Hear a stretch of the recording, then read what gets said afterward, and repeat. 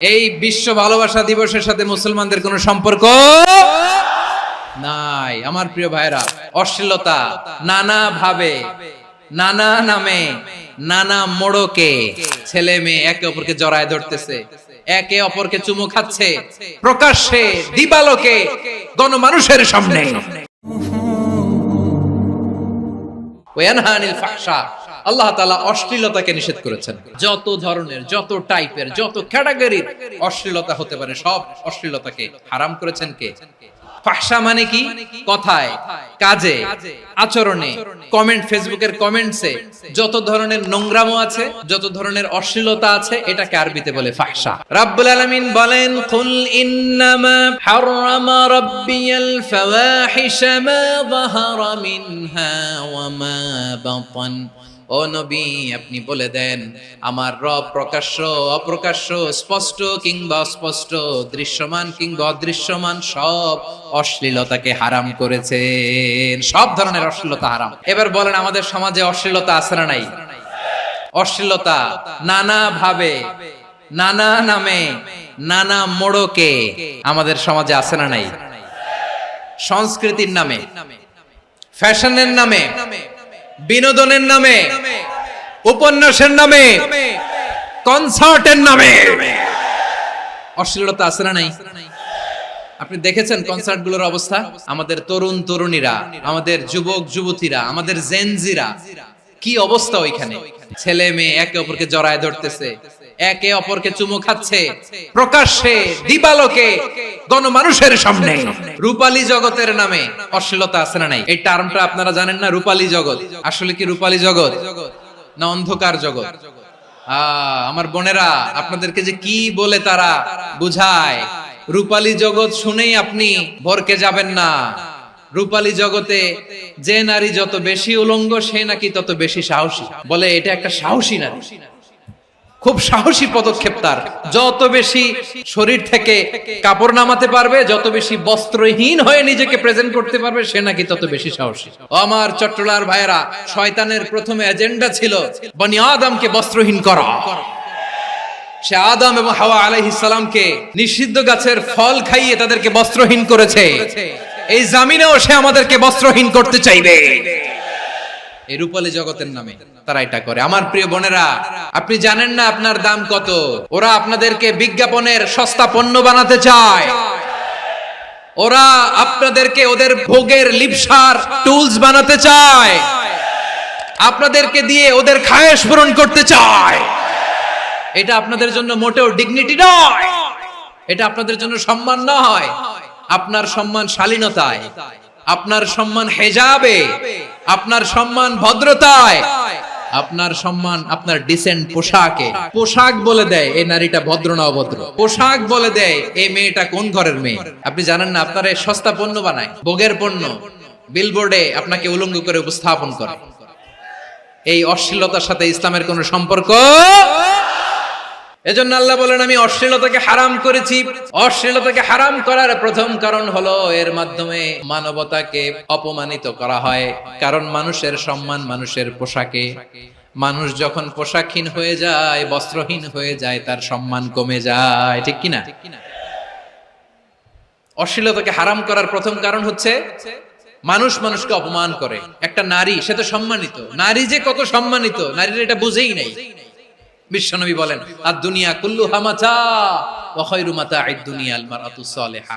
আমার বোনেরা, 5টা প্যান্ডেলে আপনারা এলইডিতে আমার আলোচনা শুনছেন, আমি জানি।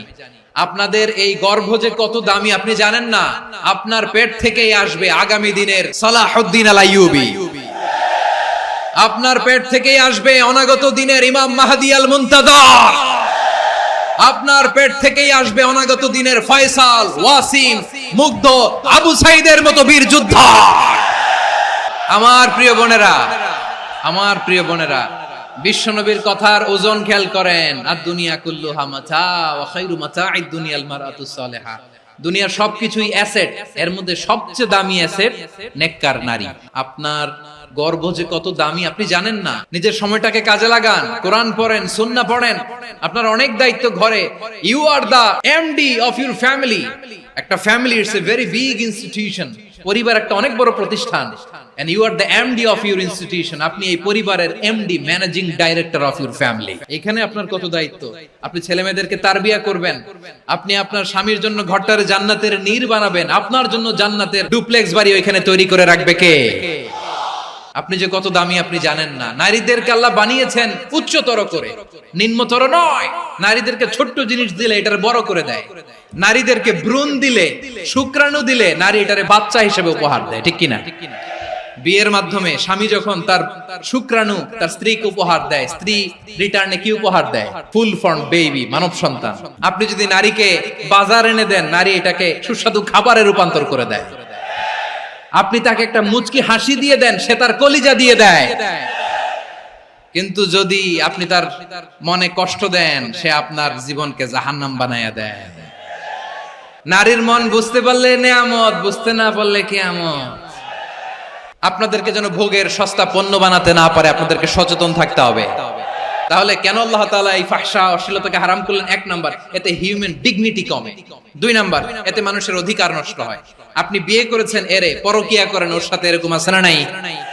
স্ত্রীর অধিকার নষ্ট করেছেন। আপনি বিবাহ সম্পর্কে আবদ্ধ হয়েছেন তার সাথে, আপনি পরকিয়া করেন ওই ছেলের সাথে, আপনি আপনার হাজবেন্ডের সাথে বিট্রে করেছেন। এজন্য আল্লাহ অশ্লীলতাকে হারাম করেছেন। অশ্লীলতাকে হারাম করার আরেকটা কারণ হচ্ছে আল্লাহ তাআলা এই হিউম্যান জেনারেশনকে এটাকে প্রিজার্ভ করতে চায়। হিফজুন নাসল, এটা মাকাসিদুশ শরিয়ার অনেক গুরুত্বপূর্ণ একটা মাকাসিদ, অনেক গুরুত্বপূর্ণ।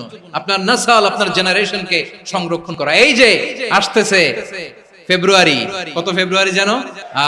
এটা কি বিশ্ব ভালোবাসা দিবস? হ্যাঁ, কি দিবস?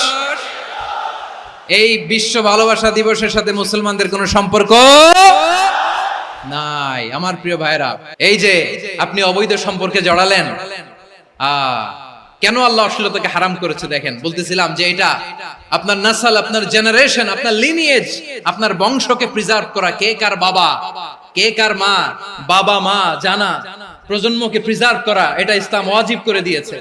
এই যে অবৈধ সম্পর্কের কারণে, বিশ্ব বেহায়া দিবসের কারণে, এগুলোর আউটকাম, আউটপুট হিসেবে মাঝে মাঝে ঢাকা মেডিকেলের ডাস্টবিনে নবজাতকের বাচ্চার কান্নার আওয়াজ শুনতে পাওয়া যায়।